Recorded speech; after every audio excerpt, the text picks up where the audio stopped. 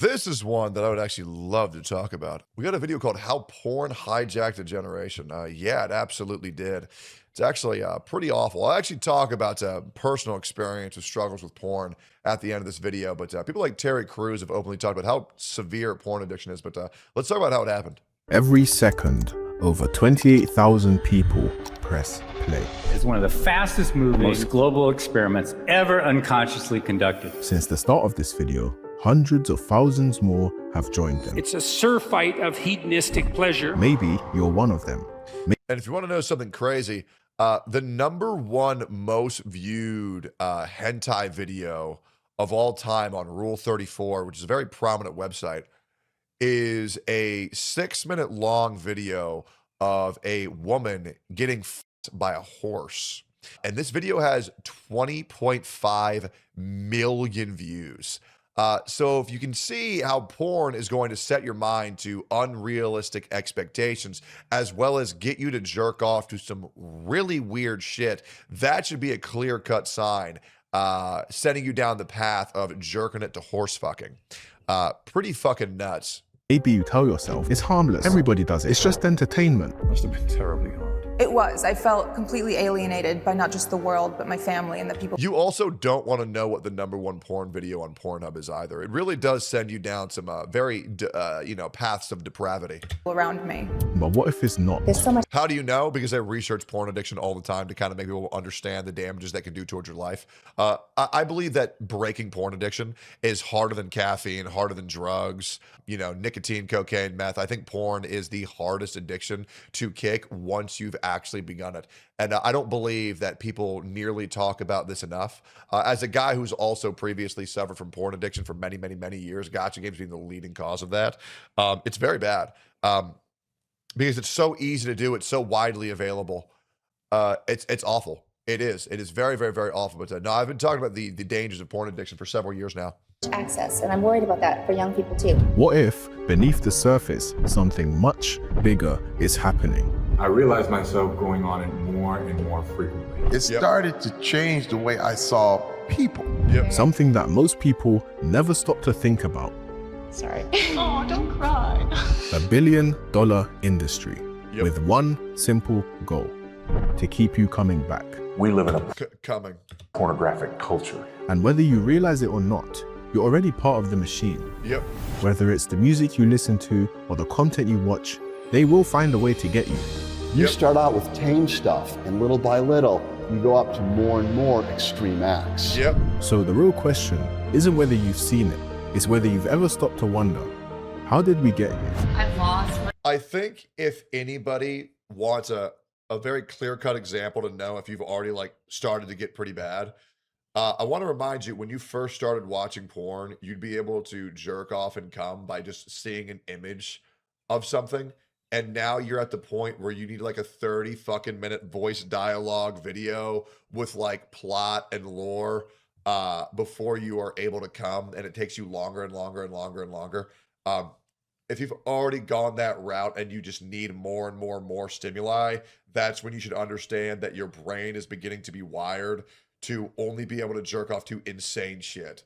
If that sounds like you, that's when you really gotta just really check in with yourself. I highly recommend everyone take a week to a month off of masturbating. Maybe jack off once a week rather than 3 times every day. My whole family. It's really hard. Sorry. Welcome to the world of internet pornography.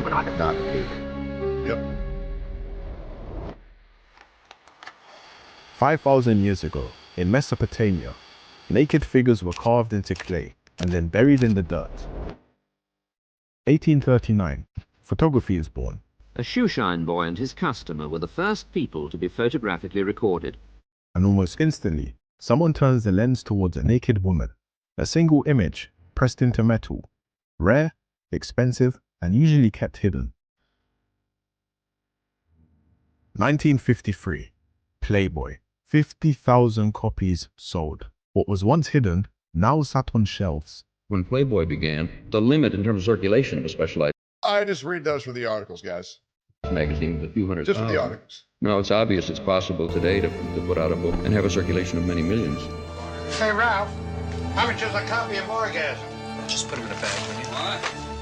1980s, VHS brings it home. When they popped in a VHS tape that the regular history teacher had left for the class, what was on that tape now has the regular teacher in some serious trouble.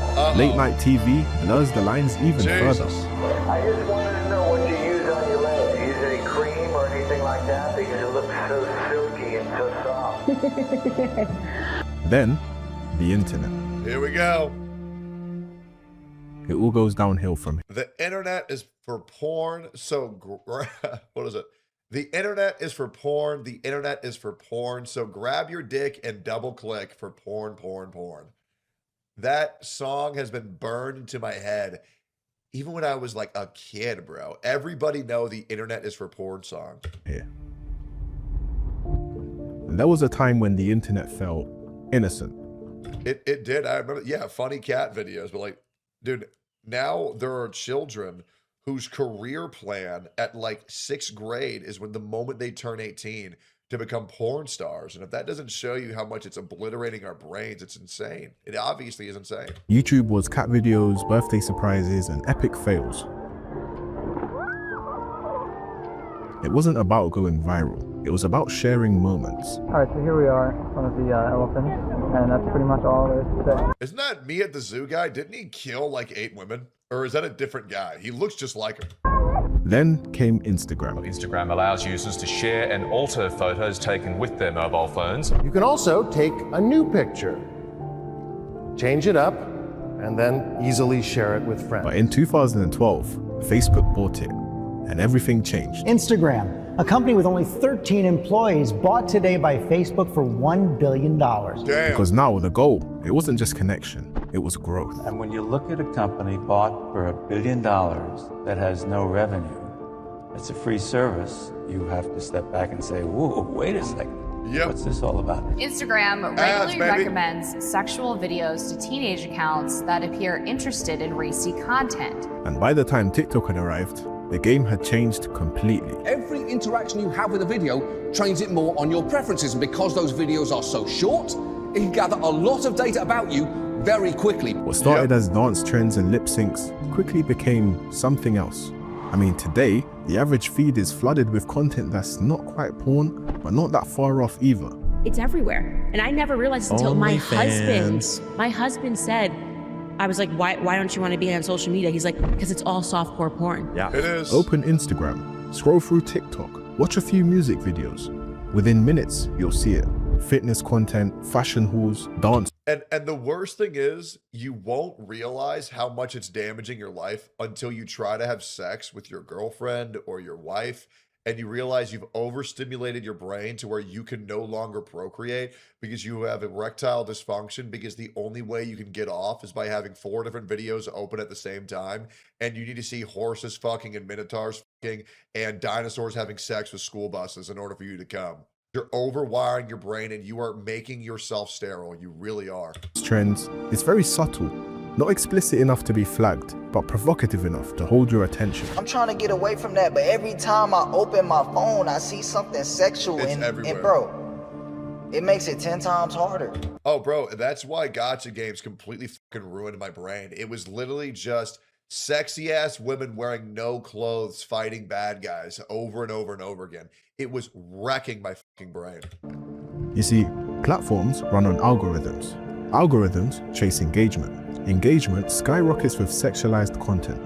People who are sexually attractive get more likes and follows. So a girl who stands with her arms at her sides, giving the big old smile with all the teeth, she learns quickly that when she does the sexier pose with the pouty face, that she gets a lot more likes and follows than somebody who does the former pose. So the algorithm learns. It doesn't ask questions, it just follows the numbers. More skin, more clicks. If it performs, it stays. More and more creators start to follow the pattern. The outfits shrink, the captions tease, the trends push just a little bit further.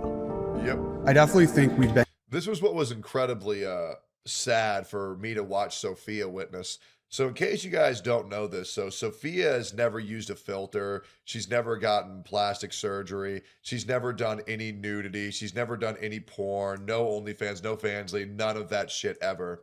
And all of her homies who decided to go from doing what she did to going to do porn and OnlyFans started racking up hundreds of thousands of dollars immediately.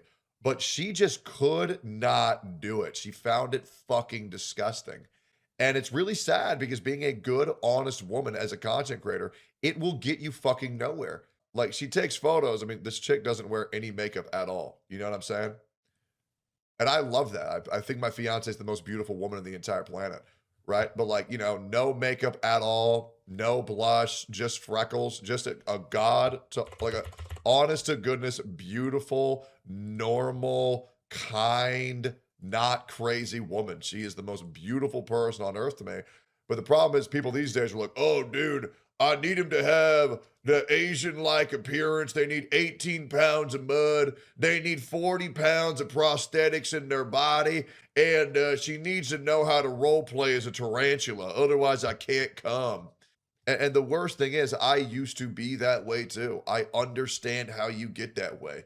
And it is from over-consuming porn or games that are essentially just softcore porn. Been desensitized to how sexual our society has gone. What once turned heads, now barely raises an eyebrow. I remember in my lifetime, there were music videos that got censored or banned or could only be played after 10 or 11 at night. And if you watch them now, you'd be like, what?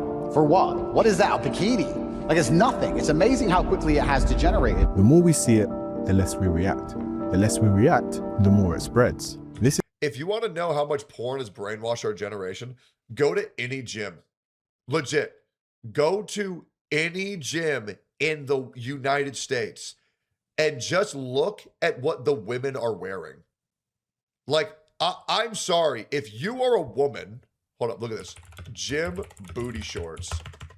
If you are a woman and you are wearing these underwear to the gym, where it intentionally curves into your ass, what in the fuck are you doing? Like, it is insane that women are so comfortable with pornography and being brainwashed that this is the normal thing to do. It's like, brother, this is pornographic fucking clothes. Like, this is essentially, and I need you guys to tell me how I'm wrong. If a man were to walk into a gym wearing a fucking banana hammock, put on some fucking clothes, because right now everybody in the gym dresses like a fucking prostitute. This is how normalization works. It's annoying as fuck. We now have platforms like OnlyFans that make selling nudes look like just another side hustle. It's genius. I've said this for like 2 years now since OnlyFans blew up. It is the smartest hustle anyone can do because they're basically just posting Instagram pictures, but people pay for them. It's like free money. It's an actual infinite money cheat code. I don't understand why people shame them for it. I've never heard that take from Charlie. What a fucking retard. Catch me outside. How about that? Catch you outside? What does that mean? What I just In said. 2016, a 13-year-old girl went viral for yelling at her mum on national TV. Catch me outside, girl. How did this happen? Oh, God. It became one of the most recognizable clips in internet history. Overnight, Danielle Bregoli went from an anonymous teenager to a meme. Yep. Within days, she had agents, brand deals, millions of followers. At 14, she signed a record deal. At 15, she was touring. And as the internet watched her grow up in real time, some were watching for the wrong reasons. Yep. Because on her 18th birthday, she launched an OnlyFans account. You joined OnlyFans the night you turned 18, and people subscribed right away? Yeah. Should they be in jail? Yeah. Within 6 hours, she made over $1 million. You recently started an OnlyFans account, correct? Is it true you made over $1 million in your first 6 hours? Yes. A year later, she claimed to have made over $50 million. Damn, girl, you make so much money. $50 million. Thousands of subscribers joined the moment she turned 18, a digital line that millions were waiting to cross the second it became legal. That baby just turned 18 a couple days ago, and everybody was telling her making OnlyFans. Well, I definitely was telling her making OnlyFans, okay? And come on now, we're not gonna sit here and pretend like we weren't all waiting for this moment, okay? We're not gonna pretend. At 13, she was a meme. At 15, Can we all acknowledge that that's fucking insane? a product. At 18, a fantasy. Yes, she made a big bang, but that proves and shows that there were so many people waiting for this. So many people were waiting to dump their money to see a young girl get naked, when literally a week before that, it would have been illegal. And her story, it isn't rare. It's just the most visible version of what's happening everywhere. So just all these young girls, I'm talking like 13, 14, 15, commenting, well, as soon as I turn 18, this is what I'm gonna do. I can't wait. Like, who needs... So before now, I maybe had before this current relationship, I maybe had sex twice in my entire life. By the time I was like 28, my little sister-in-law had sex over 50 times by the time she was 12 years old in middle school, because all of these programs have brainwashed so many women into thinking that becoming a prostitute is like a admirable thing to do. I know. No, it is fucking disgusting. The states of our public schools are foul as fuck, because now sex culture has become cool culture. That broke my heart, dude. Oh yeah, and the even worse thing is, you know what? I can't say that. Her mother was a dominatrix, by the way. Yep. If you want to know why sex culture was even more pushed into her brain, well, look no further than the parents. You know what? Fuck it. I'm going to say it anyways. And then let this 12-year-old child have a boyfriend who was 20 years old in her house that she met off Roblox. And you'll never guess what fucking happened. And you'll never guess when I said, get that guy the fuck out of your house, how they treated me. I said, get that fucking predator out of the fucking house. And then I get talked to like I'm the bad guy. But don't worry, I handled that situation. To go to school, who needs to pursue a career when you can just do this as your career? This isn't about one moment or one girl. It's about a culture that has been carefully shaped to make this seem normal. This didn't happen by accident. It was built, promoted. You're a better man than me. I'd be in jail guilt-free if I encountered that. Well, the issue is that their family was living in Canada and I was living in Texas, right? So there's only so much I can do from across literally 2 countries. But I did absolutely everything I could in that situation. And marketed, just like everything else they said was good for us. But like women who promote sex culture and then pass that same ideology onto their children are quite literally grooming them to have their entire life obliterated. And it's disgusting how we allow this shit in our schools. It's disgusting that we're not punishing parents for pushing this shit on their children. It's disgusting. Sophia's sister, no, this was like 6 years ago. In the 1940s, a cigarette was seen as a symbol of success, of status, even health. Yes, according to this survey, more doctors smoke Camels than any other cigarette. They were in every pocket, endorsed by experts, sold to mothers, athletes, even children. It wasn't a vice, it was normal. Yep. Then came sugar, wrapped in smiling mascots and bright cartoon boxes. So here's the thing. So guy says, Tech, is there any chance we as a society come back from the edge of course correct from this? I don't see a way, bro. No, there's not a way that we as society can come back from this as a whole, because the reality is over 50% of the population is just fucking retarded. You don't need to worry about what society does. You need to worry what you can control, and you can control your circle. And your circle and the good people around you, you can really make a difference in. Don't worry about changing the entirety of society. Just try to control what is in your life and protect those you care about. Protect the people that you care about from the evils of the outside world. And trust me, I am someone where, every now and then, a lot of things that I'm struggling with come back for a day or two. But every single time you trip, every single time you stumble, don't give up and keep pushing, okay? If you spilled a little bit of cereal out of your bowl, you wouldn't dump the entire thing on the fucking floor. So just keep eating your cereal and try to be more careful next time and try to learn what to do and what not to do. It's a process, a very long process, but every step that you take is progress. That's Kellogg's Apple Jacks with more real apple for an aptly sweet part of this complete breakfast. They told us it was fuel, brain food, part of a healthy start. Ice cold Coca-Cola. There's no waistline worry with Coke, you know. Actually, this individual-sized bottle has no more calories than half a grapefruit. Until the studies came out and we realized we'd been sold a lie. Yep. Well, they say sugar poses enough health risks. It should be considered a controlled substance, just like tobacco and alcohol. Now it's porn. Today, we're facing a new tobacco that's quietly taken the world by storm. But this time, The pitch is more clever. They don't really sell it as a product. They sell it as progress. They say, oh, it's empowering, inclusive, a celebration of freedom. We're in a generation now where women have been told that it's okay to sexualize our bodies. OnlyFans to me was a platform which allows women to be empowered and take control back. And the message is everywhere. Women say that having an OF or whatever is empowering. But what if that's just the latest lie? Do you know how much shit I get for my career for saying that OnlyFans is ruining lives? Because I want what's best for women, I get so much shit because they've all been brainwashed by the same cult. It's pathetic, really. It really is.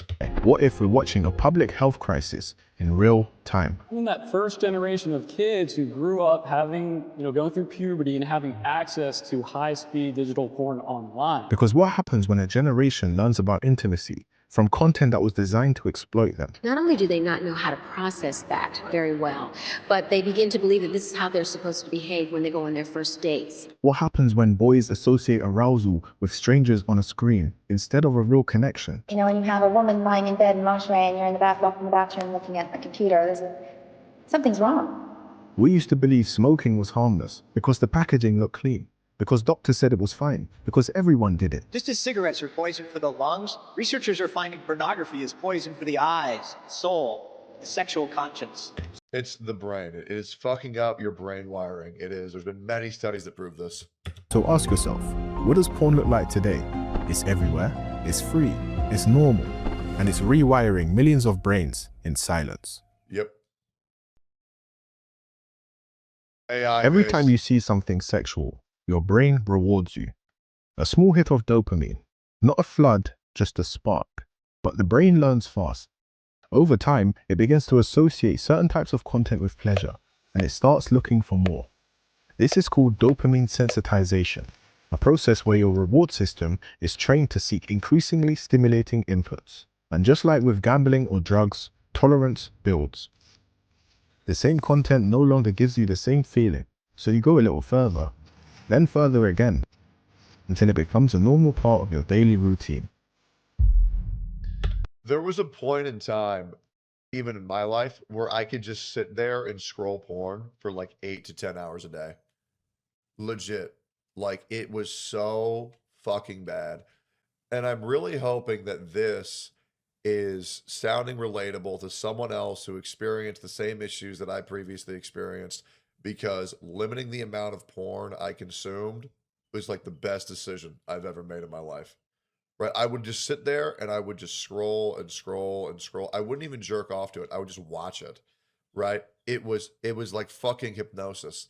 Like, you have to break that cycle. A thing that really helped me with that was getting to the gym, walking, and playing a lot less highly stimulated sexual games. So definitely consider that. And, a lot of people are going to think that I'm alone in this, and that, people want to call me a weirdo, but I just want really anybody, if anything I have said is relatable to you in any way, type 1. If you're completely out of that, type 2. Because I believe a lot more people suffer from this than, they want to admit. But it is the truth. A lot of people, a lot of people suffer from this shit, man. And it sucks. And the reason why nobody's getting better is because everybody's too ashamed to admit it. But there's nothing wrong with admitting, that you do have a problem, because that's when you can finally start moving forward. Now let's get real for a second, because you see, most guys don't talk about it, They don't. but a lot of them feel it. Yep. For 4 years, I've been trying to quit it. I've gone lengths of time without it, but then I just always come back, and it just seems like super hard to kick for some reason. I've tried lots of different stuff. Porn doesn't just steal your time away from you. It steals your drive, your energy, your confidence. I'm 25. I have a crippling porn addiction. I've spent probably $20,000 on pornography. I have no sex lives because I have erectile dysfunction whenever I try to get with a girl. And I'm just really fucked up. Erectile dysfunction used to be something that guys got in their 50s. Now, it's showing up in men under 25 years old.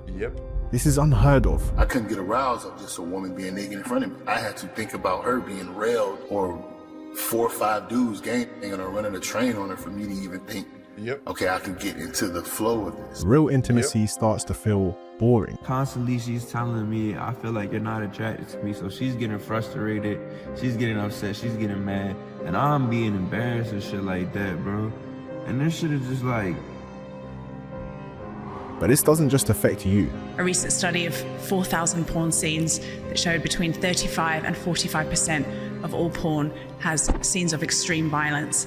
And so this isn't a fringe issue, this is a mainstream porn issue. Believe it or not, there's someone on the other side of that screen. She might look confident, but that doesn't mean she's okay. Just because you see them enjoying something on film, like you don't see the tears that were maybe shed afterwards. You don't see the bruises all over the woman's body after an abusive scene and her crying and feeling like if she hadn't done the scene, she wouldn't have gotten her paycheck. Most people don't see the brokenness behind it, they see the pretend smiles. Many women are doing things that they never thought they would do, just because they think it will get them more views. Are you guys ready to rail me? Yeah. I'm so excited. Let's go. And the more that we watch, makes you want to fucking vomit seeing that shit. Absolutely fucking disgusting. the further that line gets pushed. Say like you say, no, I don't want cum on my face. Could you please do it somewhere else? Then you would get reprimanded and told that you probably wouldn't be booked again because that's what they want. Lily Phillips, she had sex with over 100 men in a day. I'm trying to be the first person to be with 1,000 guys in 24 hours. At first, she called it a record. And after, Just one in, one out, like it feels intense. Like more intense than you thought it might. Definitely. you see, porn disconnects everyone. The men watching, the women performing, both are chasing something that never really shows up. In the world of pornography, neither the male nor the female have any humanity. Everybody is completely reduced to their sex organs. And the only goal, really, in the world of pornography is to have an orgasm, by any means necessary. This isn't just about sex, it's about how we feel about ourselves and what we've learned to expect from each other. No connection, no meaning, just content. And we call this normal.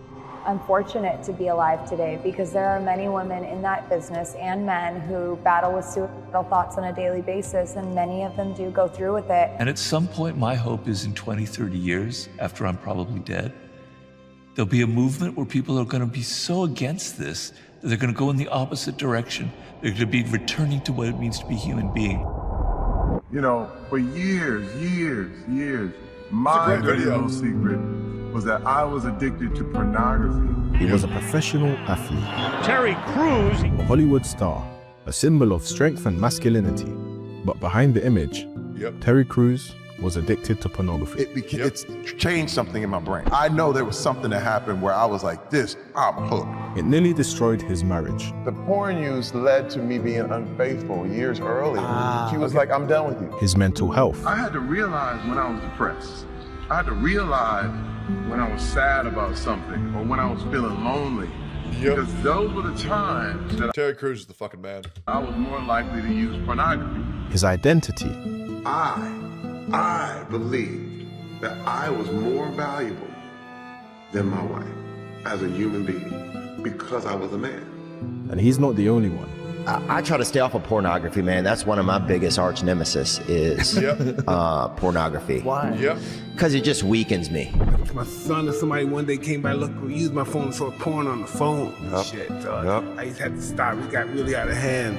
For me, Playboy was my gateway into full-on pornography addiction. My dad had a Playboy left out at age 5, and it's affected almost every choice I made for the rest of my life. Yep. For me, it was my grandpa. I found his porn collection, as well as it was the Dragon Ball issue where, and this was when I was like fucking 5, 6. It was the Dragon Ball issue where Bulma was showering and Yamcha was peeping on her and saw her tits, as well as the Invisible Man fight where Krillin pulled down Bulma's shirt to give Master Roshi a nosebleed by exposing her tits. And then it was the Playboy magazines that my grandpa had stashed underneath my bed when I would visit. The last, I want to say 8 months, every single month, I have been spending any and every last bit of extra money that I have come in monthly on campsites, on online paid porn. Artists, athletes, musicians, men at the top of their game, all pulled into the same loop, and they all say the same thing. It doesn't feel like addiction until it's too late. You see, this isn't about weakness or willpower. It's about a system that knows exactly how to keep you hooked, no matter who you are. And if it can get to them, Yep. It really is a serious issue, and I have a huge amount of respect for people who go and actually vocalize this because it is something that needs to be talked about. There's nothing to be ashamed of, especially when you're on the path of trying to heal yourself. It is very difficult. It is so fucking difficult. But whatever struggle you're going through, it really does help to talk about it. And I appreciate everybody who's just trying to better themselves. And I will never shit on anybody who's trying to better themselves.